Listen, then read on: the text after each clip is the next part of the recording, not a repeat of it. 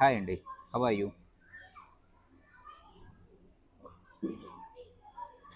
మనస్సు ఇంటెలిజెంటా, శరీరం ఇంటెలిజెంటా అనేటటువంటి టాక్స్‌కి ఇది కొనసాగింపుగా ఉంటుంది. సో, ఇక్కడ ఏంటంటే, మనస్సు అనే దానికి విసర్జించే ప్రక్రియ లేదు కాబట్టి, అది చాలా జటిలమైనటువంటి ప్రక్రియగా మారి, ఒక చెత్తబుట్టగా మారి మనకి ఇబ్బందులు క్రియేట్ చేస్తుంది అని చెప్పేసేసి కదా చెప్పుకున్నాం. అయితే మనస్సుని క్లీన్ చేసే ప్రక్రియ ఆధారంగానే ఇన్ని ధ్యాన పద్ధతులు, జ్ఞాన పద్ధతులు, యోగా సెంటర్స్ ఇవన్నీ ఏర్పడ్డాయని కూడా మాట్లాడుకున్నాం. అయితే ఏదేమన్నప్పటికీ మా తాతయ్య ఒక విషయం ఖచ్చితంగా చెప్తారు. శ్రీరమణీయంలో ఆయన చెప్పారు. శ్రీరమణీయం ఒకానొక దగ్గర నాకు చదివినట్టు గుర్తు. ఆయన ఏమంటారంటే, అహం గురించి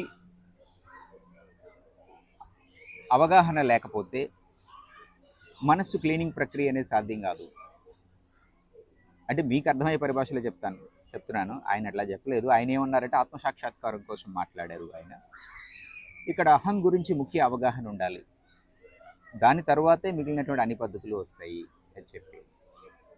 ఒక్కొక్కరికి ఒక్కొక్క పద్ధతి మ్యాచ్ అవుతుందంటే, ఒకరికి ధ్యానం ద్వారా, ఒకరికి జ్ఞానం ద్వారా, ఒకరికి జపం ద్వారా, మరొకరికి. అంటే తాతయ్య ఏమంటారంటే, తాతయ్య చెప్పిన పద్ధతి ఒకటే, ఇన్ని పద్ధతులు లేవు ఆయన దృష్టిలో. అయితే కొంతమందికి అహం గురించి ముఖ్యమైనటువంటి ఒక భూమిక లేదా అవగాహన లేకపోవటం వలన ఆ పద్ధతిని అనుసరించడానికి సుముఖత చూపించరు చాలామంది.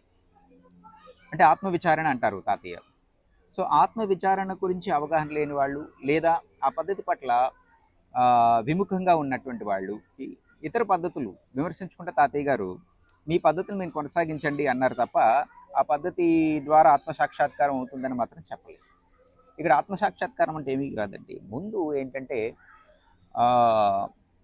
నిష్క్రియాత్మకమైనటువంటి అంశంలోకి మనసు ప్రయాణం చేయటం, అంటే మనస్సు నిశ్చలం కావటం. ఎప్పుడైతే మనస్సు అనేది నిశ్చలం అవుతుందో అది క్లీనింగ్ ప్రాసెస్ అనేది కంటిన్యూ అవుతుంది అన్నమాట. అయితే మిగిలిన పద్ధతిలో అది జరగదా అంటే, నిశ్చలత కాదా అంటే అవుతుంది. కాకపోతే ఆత్మ విచారణ తరువాత అనుసరించిన పద్ధతులే తప్ప అవన్నీ కూడా అది నేనన్న మాట కాదండి. శ్రీరమణీయంలో తాతయ్య గారు చెప్పినటువంటి అంశాలను నేను మీకు చెప్తున్నాను. ఆత్మ విచారణ చాలా ముఖ్యమైనటువంటిది. దాని గురించి తర్వాత మాట్లాడుకుందాం.